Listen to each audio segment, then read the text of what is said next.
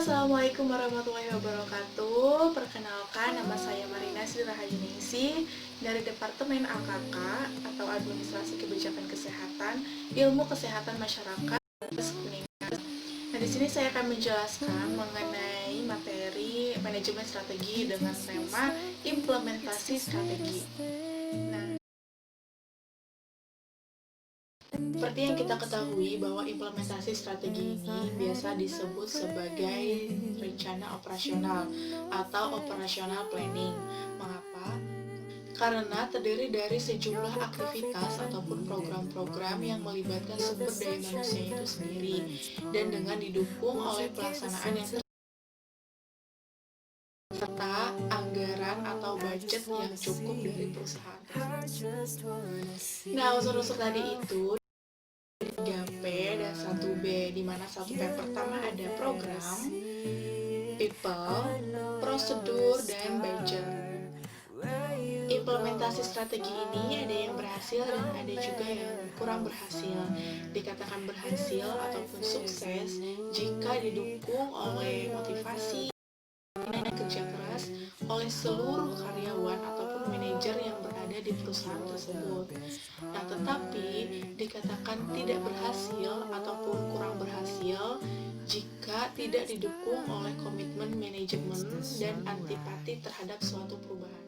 Implementasi strategi ini dibagi menjadi 3, yaitu ada implementasi kepemimpinan, implementasi dan yang terakhir ada implementasi organisasional.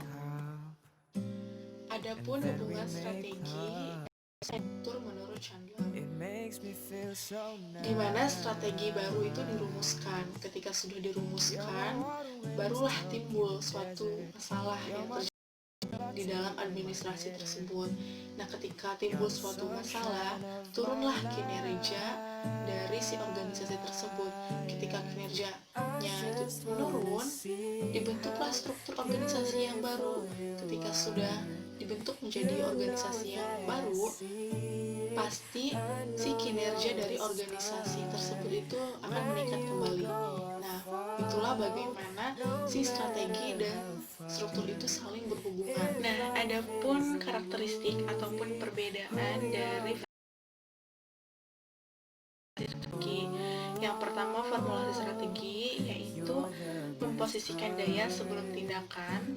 Yang kedua, fokus pada efektivitas. Yang ketiga, merupakan suatu proses intelektual.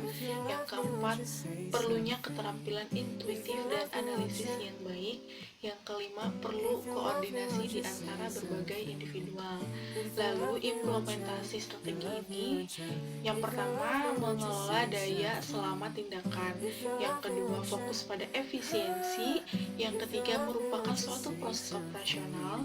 Yang keempat, perlu keterampilan, memotivasi, dan kepemimpinan yang khusus. Yang kelima, perlu koordinasi di antara berbagai banyak orang. Pada dasarnya, menjadi 4. Yang pertama ada organisasi primitif, organisasi fungsional, organisasi divisional, dan yang terakhir ada organisasi metrik. Nah, sekarang struktur organisasi yang bagaimana sih yang dianggap paling efektif? Nah, yang pertama, struktur yang tidak terlalu banyak tingkatan manajemennya. Yang kedua, tidak terlalu banyak rapat yang dihadiri oleh banyak orang. Yang ketiga, tidak terlalu banyak perhatian-perhatian yang ditunjukkan untuk menyelesaikan suatu masalah atau suatu konflik kepada suatu departemen. Yang keempat, rentang kendali yang tidak terlalu besar. Yang kelima, tidak terlalu banyak sasaran yang tidak tercapai. Nah, itulah tadi pemaparan materi mengenai manajemen strategi ataupun implementasi strategi. Semoga bisa bermanfaat bagi kita semua. And thanks for watching.